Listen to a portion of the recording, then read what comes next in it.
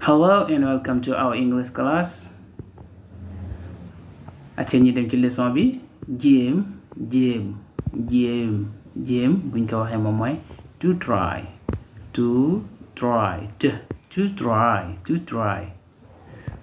beneen bi mën nga ko waxee bi tamit to make effort moom la ñuy wax jéem comme ça nga jéem pour def dara donc moom la ñaar yi mën nga ko waxee ñaar yi to try to make effort. Example, I'm trying to see if I can come. I am trying. Donc forme contact la foofu. I'm trying to see if I can come. maa ngi jéema ba xam dinaa mën a ñëw wala maa ngi jéema xool ba xam dinaa mën a ñëw. I'm trying to see if I can come. maa ngi jéema xool ba xam dinaa mën a ñëw. I'm trying to see if I can come. beneen bi to cool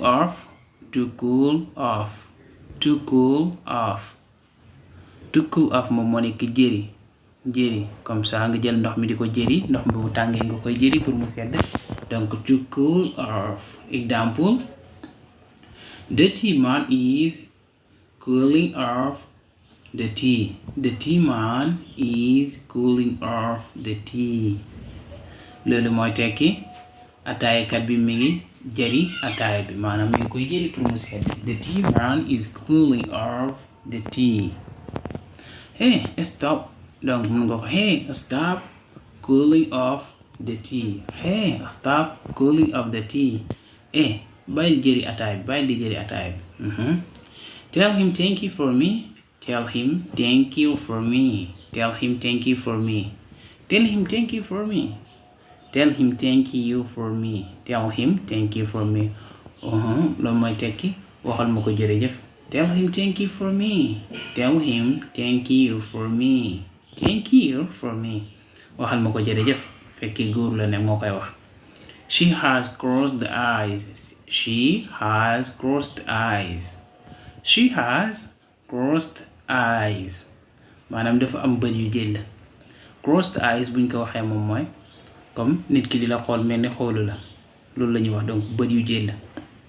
She has crossed eyes. She has crossed the eyes. beneen example, a quiet person moom mooy nit ki noppi wala ku noppi rek waaw koo xam ne dafa calme a quiet person. Example, this guy is a quiet person. This guy is a quiet person. This guy is a quiet person. waa ji ku noppi la. This guy is a quiet person. I'm a quiet person. man nit ku noppi la donc mun nga nekk loo ci mi. She is a quiet person. beneen example, you used to drinking from a bottle. You used to drinking from a bottle. mu ne ko si yow dangaa tàmm joolu maanaam dangaa tàmm di naanee si bouteille bi. joolu buñ ko waxee moom mooy nga jël bouteille bi rek di ko dëtëm saa nga jël pot. You used to drinking from a bottle. Example, to tie an animal's two legs. To tie an animal's two legs. To tie an animal's two legs loolu buñ ko waxee moom mooy jëng wala nga ne takk. donc fekkee animal la nga jël xar bi takk ñaari tànk bi boobu jëng lañ koy wax moom la ñuy wax to tie an animal's two legs. Example, I will tie it well. I will tie it well. I will tie it well. maanaam dinaa ko jëng bu baax wala dinaa ko takk bu baax. I will tie it well. beneen example, importance moom mooy njëriñ maanaam lu am njëriñ dañuy wax donc importance. ñu dem ci exemple bi dana leer mu ne ko si it's not important for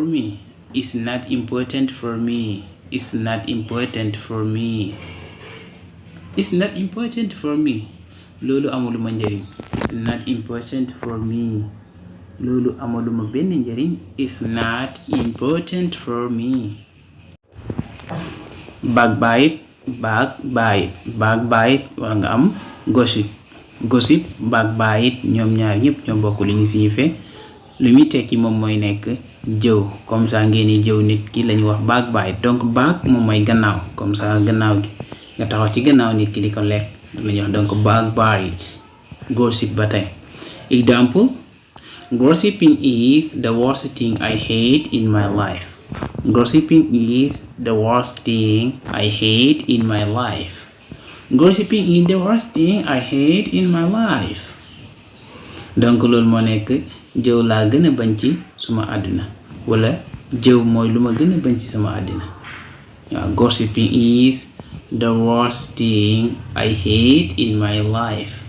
I hate in my life. donc gossiping is the worst thing I hate in my life. bul ko fàtte jëw laa gën a bañ ci sama àddina wala jëw mooy lu ma gën a bañ ci sama àddina. Gossiping is the worst. You have nothing to cry about. You have nothing to cry about. You have nothing to cry about. You have nothing to cry about. amuloo loo jooy.